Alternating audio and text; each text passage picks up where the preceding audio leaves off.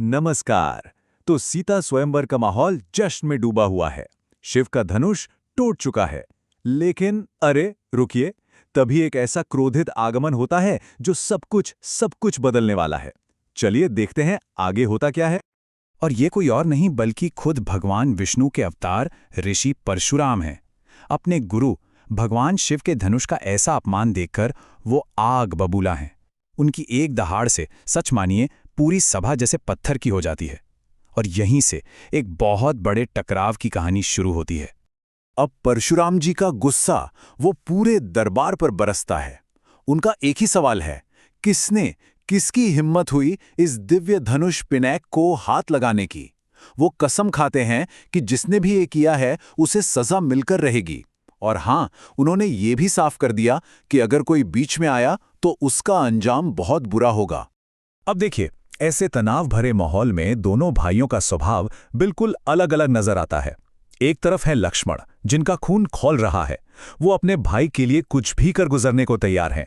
और दूसरी तरफ हमारे श्री राम, बिल्कुल शांत, विनम्र और इतने भयंकर गुस्से के सामने भी एकदम स्थिर। लक्ष्मण की भक्ति की गहराई तो देखिए। वो साफ साफ कह देते हैं कि मेरे लिए तो मेरे भगवान, मेरे भैया श्री राम हैं। मतलब वो किसी से भी भिड़ने को तैयार हैं, फिर चाहे सामने कितने ही बड़े पूजनीय ऋषि क्यों ना हों। ये सिर्फ एक भाई का प्यार नहीं था, ये एक भक्त का अपने भगवान के लिए सब कुछ दांव पर लगा देने वाला ऐलान था। और बात अब और भी आगे बढ़ जाती है। परशुराम अब श्रीराम की काबिलियत और उनकी शक्ति को परखने के लिए एक निर्णायक चुनौती सामने रख देते हैं। अब ये मामला सिर्फ एक टूटे धनुष का नहीं रहा। नहीं, ये तो एक अवतार की दूसरे अवतार से पहचान का पल बन गया है। तो परशुराम एक ऐसी परीक्षा रखते हैं जिसका मकसद असल में अयोध्या के राजकुमार को नीचा दिखाना था। उन्हें लगता है कि कोई आम इंसान तो विष्णु के धनुष सारंग को हिला तक नहीं पाएगा। पर उन्हें क्या पता था कि यही चुनौती कुछ ऐसा सामने लाने वाली है जिसकी किसी ने कल्पना भी नहीं की थी। और फिर वो होता है जो नामुमकिन माना जा रहा था। श्री राम बड़ी ही सहजता से उस दिव्य धनुष सारंग को उठाते हैं और पलक झपकते ही उस पर प्रत्यंचा चढ़ा देते हैं। ये देखकर परशुराम और वहां मौजूद हर एक इंसान बस दंग रह जाता है। ये सिर्फ ताकत का प्रदर्शन नहीं था, ये तो दिव्यता का साक्षात प्रमाण था। राम के इस दिव्य शक्ति को देखते ही परशुराम का सारा गुस्सा एक पल में शांत हो जाता है। उन्हें यह एहसास हो जाता है कि वो किसी मामूली राजकुमार के सामने नहीं, बल्कि किसी बहुत बड़ी अलौकिक शक्ति के सामने खड़े हैं। ये वो पल था जब परशुराम को आत्मज्ञान हुआ। वो खुद ये बात मानते हैं कि दुनिया से अहंकार मिटाते मिटाते वो अपने अंदर के अहंकार को ही नहीं देख पाए। वो समझ जाते हैं कि वो विष्णु के ही एक ज्यादा पूर्ण और महान अवतार के सामने हैं। उनका गुस्सा श्रद्धा में बदल जाता है और वो सिर झुका लेते हैं, ये जानते हुए कि अब एक नए युग की शुरुआत हो चुकी है।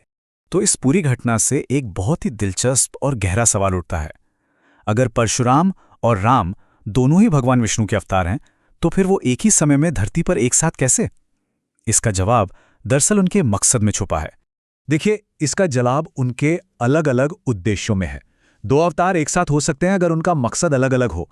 परशुराम का अवतार था न्याय और कानून यानी धर्म की स्थापना करना, जिसके लिए कई बार बल का भी प्रयोग हुआ। वहीं राम का अवतार है मर्यादा यानी एक आदर्श आचरण के जरिए धर्म की स्थापना करना। तो परशुराम का युग अब खत्म हो रहा है और राम का युग बस शुरू ही हो रहा है। और श्रीराम परशुराम को खत्म नहीं करते, बल्कि उन्हें एक नया, एक बहुत बड़ा मकसद देते हैं। वो उन्हें चिरंजीवी होने का सम्मान देते हैं।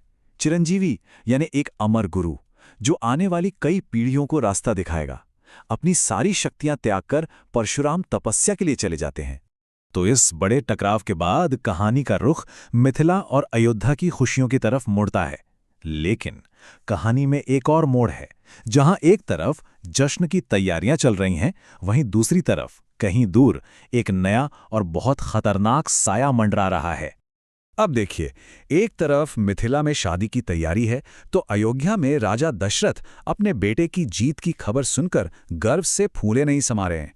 लेकिन इन सब से बहुत दूर आसमानगढ़ में रावण के ही खिलाफ एक बहुत बड़ी साजिश तैयार हो रही है। मतलब राम की जीत का असर कहां पड़ रहा है, ये देखने वाली बात है। और यहीं पर कहानी में एक नया विलन सामने आता है, जिसका नाम है विद्युत जिह्वा। वो शूर्पणखा के साथ मिलकर शक्तिशाली राक्षसों की मदद से रावण को ही गद्दी से हटाने की फिराक में है। ये हमें बताता है कि मिथिला में जो कुछ भी हुआ उसकी लहरें दूर दूर तक जा रही हैं और नए नए दुश्मन खड़े कर रही हैं। चलिए अब वापस स्वयंवर के सबसे खूबसूरत पल पर लौटते हैं, श्री राम और सीता का पवित्र विवाह। ये सिर्फ दो राजघरानों का मिलन नहीं था, ये तो दो दिव्य आत्माओं का संगम था। और राम के ये शब्द आज से मैं आप हूं, ये इस पूरे रिश्ते का सार है। उन्होंने ये साफ कर दिया कि उनका रिश्ता मालिक और सेवक का नहीं बल्कि बराबरी का होगा। हर सम्मान में, हर दर्जे में दोनों समान होंगे। यही तो मर्यादा पुरुषोत्तम की सबसे बड़ी पहचान है। तो देखिए, एक दिव्य मिलन हो गया, एक अवतार ने दूसरे को अपनी जगह सौंप दी। एक अध्याय खत्म हुआ, पर कहानी अभी बाकी है।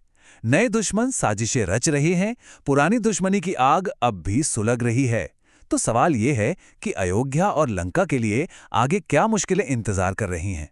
ये एक ऐसा सवाल है जो आने वाले एक बड़े संघर्ष की नींव रखता है।